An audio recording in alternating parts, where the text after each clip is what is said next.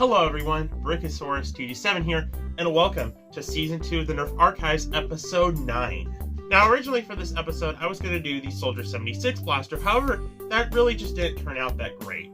So for now, let's talk about a good blaster. I'm just kidding. Well, maybe. This is the Ultra 3. It is a very interesting blaster that I feel like might be one of the better Ultra blasters.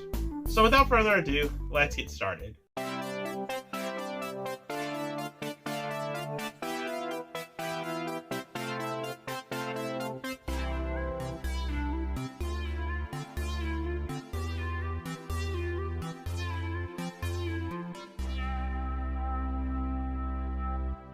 The Ultra 3 came out back in 2020, and realistically, this was one of the better Ultras, and in my opinion, next to the Ultra 2, it was the best Ultra when it released.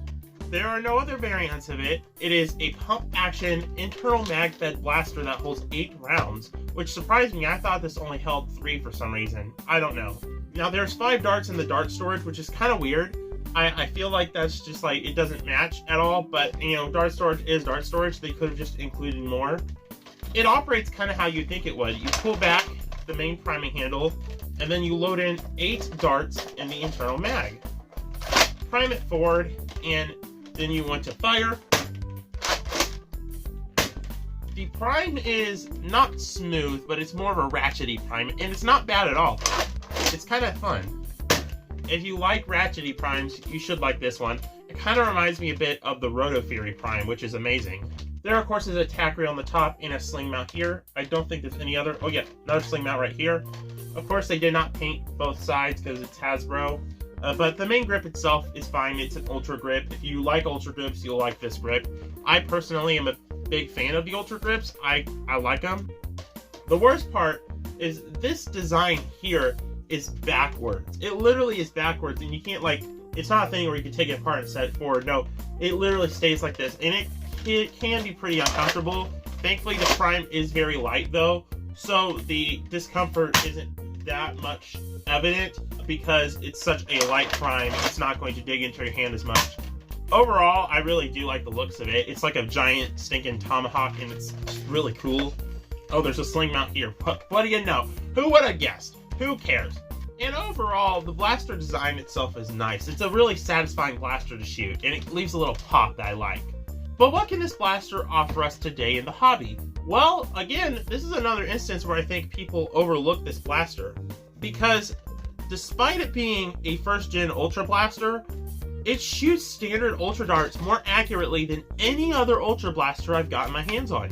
Actually, if you look at the footage I'm showing above, the Ultra darts it's shooting are pretty much dead accurate. Now, you do get jams quite a bit when the darts are in bad condition or you get bad darts. So you want good condition darts and you should be fine. I did get a jam here because one of the darts I used was in fact a heavily used dart that I didn't know about. However, it shoots really, really good and really straight for standard Ultra. And it does fishtail at the end, but the very end. For the first 35 feet or 40 feet, it's almost dead accurate, and it's kind of a solid Ultra blaster and one I would definitely run if I ran an Ultra blaster. I'm not the biggest Ultra fan, but this blaster did impress me after I thrifted it for $3. So what do I rate this on the scale? Well, most people would probably rate it bad, and I could see why. For me, I'm going to give it the decent rating. As an Ultra blaster, it's really not the worst. It's actually one of the better ones in my opinion. I'm sure blasters like the Pharaoh, the Ultra 2, and the Strike are better, but this would be somewhere on the list of the better Ultra blasters. It's definitely bearable, and I don't mind it. Anyway guys, thank you so much for tuning into this episode of the Nerf Archives. I really hope you enjoyed it. Let me know your thoughts in the comments below. I can't wait to see you in the next one. Bye-bye.